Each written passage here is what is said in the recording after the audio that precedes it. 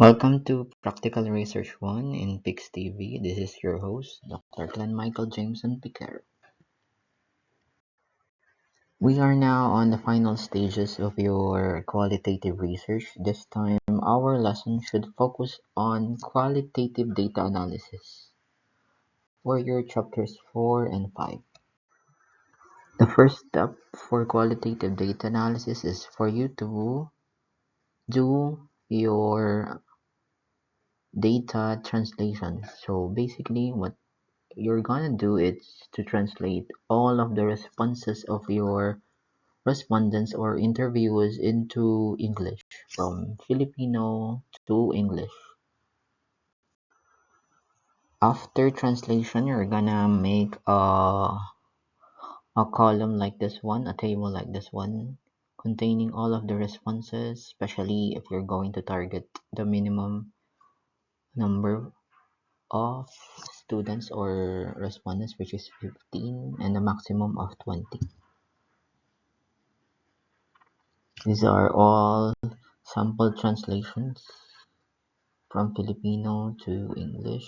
Later we're gonna see the translation. So in connection with the previous part, this is the translated text. Actually, this is connected to the next part of our qualitative data analysis, which is also to perform initial coding. So for the initial coding, you can actually use different colors to code the different parts of the responses.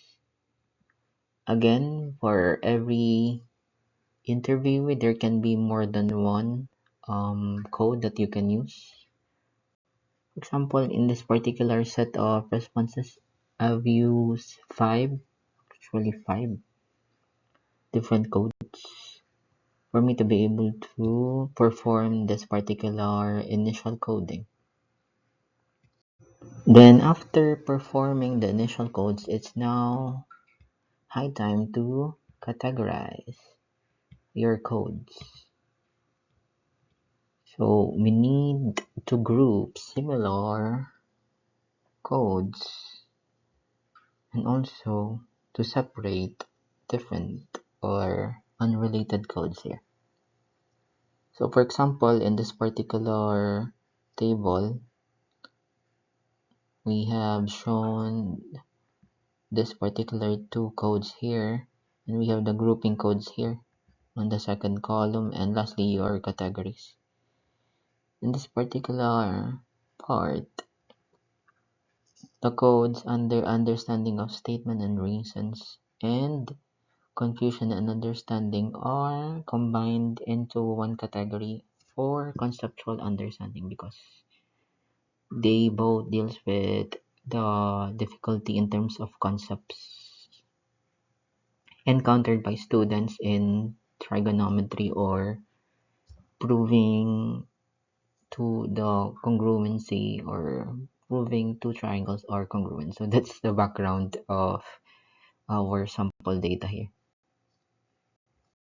Basically, this is the second to the last part of the qualitative data analysis, is to create the themes. Out of the categories, you can combine similar or related categories into one theme, so to simplify your thematic analysis later, wherein you will discuss a concept map and also connect it with your RRL or related literature and studies. So in this particular set of data from the original 5 codes and 4 categories, we only developed 2 themes. This is the first theme and this is the second theme here. So the theme usually is composed of 1, 2, or 3 related categories.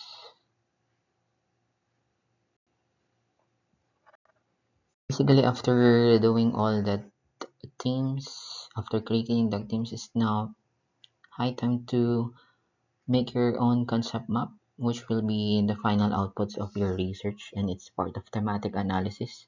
When you say thematic analysis, you will transform the themes into concept maps that will be easily understandable for those readers, especially those students who are going to read your research, especially your findings and your interpretations, just like this one. This is what I did in my dissertation. I've already made a concept map in terms of support systems for students in STEM and also the existing challenges connected to it. So basically, that's the end of our video lesson. Just like in our previous lessons here, don't forget to make your own exit card and post it in the comment section in YouTube, and also the question that you would like to raise with the teacher regarding the topic. Okay, just remember, sa PIQ'S TV, panalo ang natuto.